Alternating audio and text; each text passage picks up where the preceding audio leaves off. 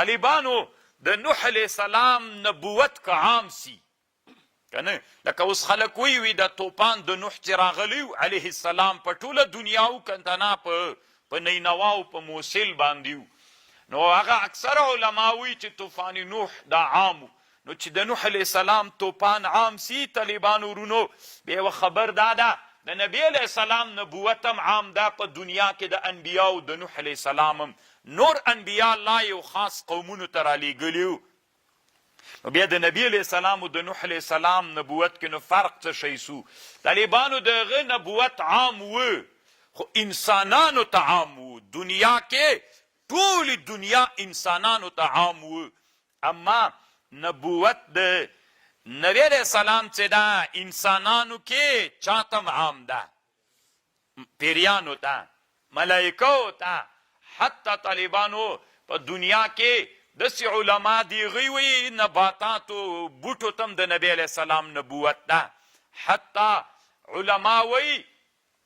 چې نبی علیہ السلام د انبیاو نبیوم ده التعظیم والمنه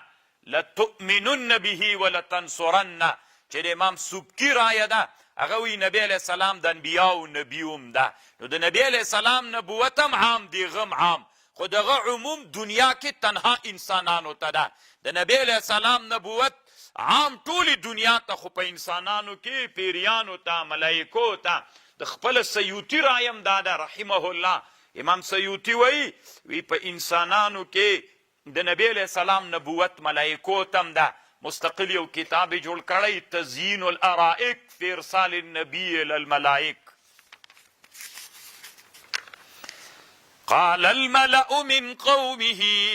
ویلی غډلې دی قوم نه انا لنراک فی ضلال مبین منګ وینو تا په ګمراهی ښکاره کې طالبانو ورونو تاسې د قرآن ته فکر وکئ چې کله ځان حکیم او داعی جوړوي نو څومره ډېرې خبرې بیا اوري انی قال الملأ دا ټول د سرداب خلکو ورته ویلې د حکیم ته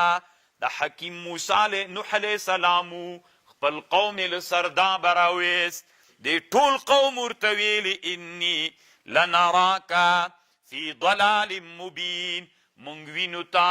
په ګمراهی ښکاره کې ګمراه سوی ته که نه دا خو لا ښه د طالبانو چې وابي نه ورته ویلې اوس زمانه کې وابي او پنجپیري یې دا درته وایي هلته طالبانو انی لنراک هره زمانه کې چې غواړې چې انسانان له حالت نه راوباسې او مترقي حالت ته یې بیایې نو ټاپې سره به مخ کېږي لنراک فی ضلال مبین قال یا قوم ای قوم دیما لیس بی ضلالت پا ما باندی گمرائی نستا ولکنی رسول من رب العالمین لیکن ز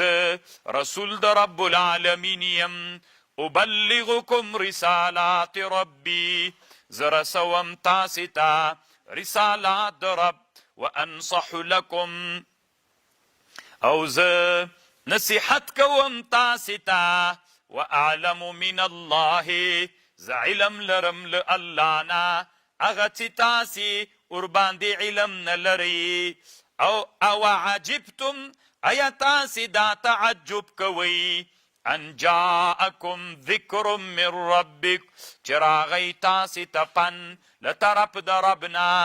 علی رجل منکم په یو سړي له تاسې لینذرکم چې وویروي تاسې ولتتقوا او د دې لپاره چې تاسې تقوا وکئ ولعلکم او د دې لپاره چې یعنې تاسې دا تعجب کوئ چې د نبي ولې د موږ له منځه ده ولې بل څوک نه ده که نه دا موږ او تاسې کې هم عادت ته که نه چې د خپل کلي کور سړی الله را باندې مقرر کي بیا وایي ولې بل د سړي زوی نه و چې دا علم مقررې کو دا موږ او تاسې کې هم عادت ته هم لږ بني اسرائیل غوندي یو فکذبوه بیا دوی استمرار و دوام وکړه په دروغو فانجیناه بیا موږ نجات ورکړو د نوح علیه السلام ته له غرق نه والذین معه فی الفلک او هغه کسان چې له ده سره کشتۍ کې ول واغرقنا الذین کذبوا او غرق مو کړل هغه کسان چې تکذیب کړي په آیتونو د موږ